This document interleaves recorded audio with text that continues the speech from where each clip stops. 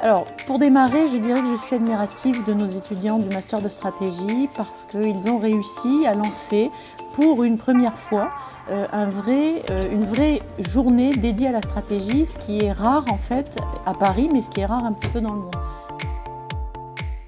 Je pense d'abord que c'est un événement fantastique parce qu'il y en a très peu aujourd'hui qui se focalisent sur la stratégie, sur le domaine de la stratégie. On parle beaucoup de transformation numérique, mais la stratégie, ça vient quand même en amont de ce qu'on doit faire sur la transformation numérique. Donc c'est extrêmement important qu'on en parle, surtout qu'il y a des tendances fortes aujourd'hui qui sont liées à la technologie, qui sont liées au comportement des consommateurs, qu'il faut comprendre et intégrer dans sa stratégie. C'était un débat très intéressant sur le rôle de la donnée dans la transformation des économies, avec à la fois un aspect sociétal, formation, développement des compétences, un aspect business et la place de la cybersécurité sur les données. Je pense que vraiment le débat était de bon niveau. Ça a permis de voir que finalement, en résumé, il n'y aura pas de transformation digitale sans sécurité ou sans cybersécurité, qui est aussi un credo que nous avons, nous, au sein de Thales.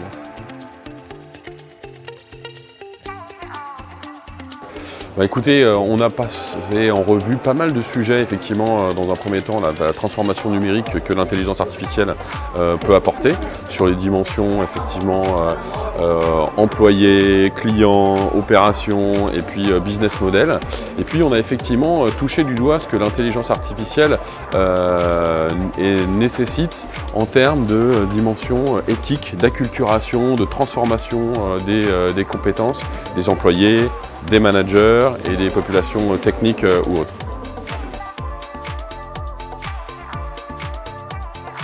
Bien, ce qu'on a conclu, on a dit plusieurs ordres de choses. D'abord, il faut bien différencier l'ordre politique, géopolitique d'une part, l'ordre corporate des entreprises de l'autre. Et ce qu'on a dit, c'est qu'aujourd'hui, il y a une intensification en quelque sorte de la diplomatie par d'autres biais que le biais traditionnel, des conférences, des rencontres, des sommets, mais que les hommes politiques ont tendance à s'exprimer en dehors, au-dessus, en dessous parfois, et de manière parfois divergente d'ailleurs des grandes assemblées, ce qui pose toutes sortes de problèmes. Et cette intensification des relations diplomatiques, parfois divergentes, crée un climat d'insécurité ou de tension, ou à certains égards d'ailleurs reflète aussi ce climat, qui met les entreprises dans la situation de devoir réagir de plus en plus vite à des situations économiques ou géopolitiques instables, ce qui induit, je crois, et on a essayé de montrer une forme de schizophrénie, c'est-à-dire que les entreprises doivent à la fois pouvoir être dans la réaction au stimulus, bien sûr, mais également de jamais perdre, et ça c'est de la tactique, de répondre dans l'instantané, mais elles ne doivent jamais perdre, et on l'a bien vu, d'ailleurs un des intervenants l'a bien mis en avant, ne doivent jamais perdre de vue également la stratégie, c'est-à-dire la planification stratégique, c'est-à-dire ne jamais perdre de vue l'objectif à moyen et long terme.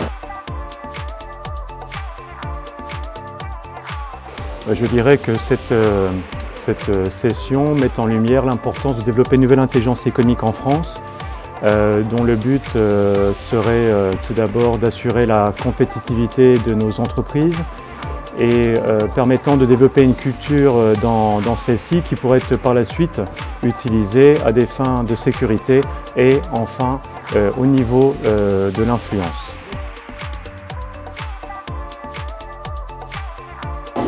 Est-ce que vous pouvez conclure en 2-3 phrases ce qui s'est passé lors de cette conférence et lors de votre intervention?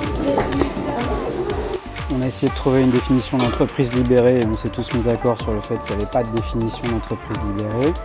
Et moi j'ai soutenu le fait que même le fait d'essayer de le définir c'était à contrario. Et c'est pas l'entreprise qui est libérée, c'est certainement l'individu.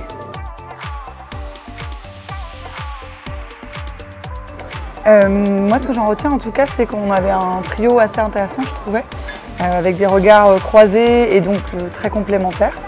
Donc, je trouve que c'était vraiment intéressant. Je pense qu'on a pu apporter le regard du grand groupe, de la start-up, des personnes qui accompagnent effectivement ces deux types d'entreprises et donc comment on peut faciliter cette relation et le travail en commun. Alors bravo d'abord d'être capable d'organiser une journée de conférence avec autant d'invités. Moi, ce qui m'a marqué, j'ai assisté notamment à la fin de la journée avec les keynotes, c'est la qualité, je ne parle pas de moi-même, je parle des deux autres intervenants, c'est la qualité des interventions, mais également la qualité des questions de la salle.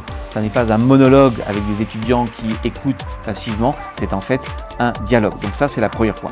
Deuxième point, je trouve que les thèmes que vous évoquez, c'est-à-dire des thèmes prospectifs. La stratégie, c'est pas faire la guerre d'hier, hein, c'est de penser le monde de demain. Par exemple, la conférence d'Alain Bauer, c'est juste magique.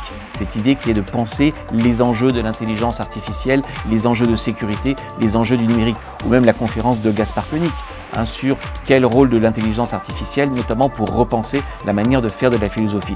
Donc bravo, non seulement pour avoir organisé l'événement, ce qui est déjà quelque chose de compliqué, mais pour la sélection des intervenants et surtout des thématiques portées sur la stratégie et l'avenir.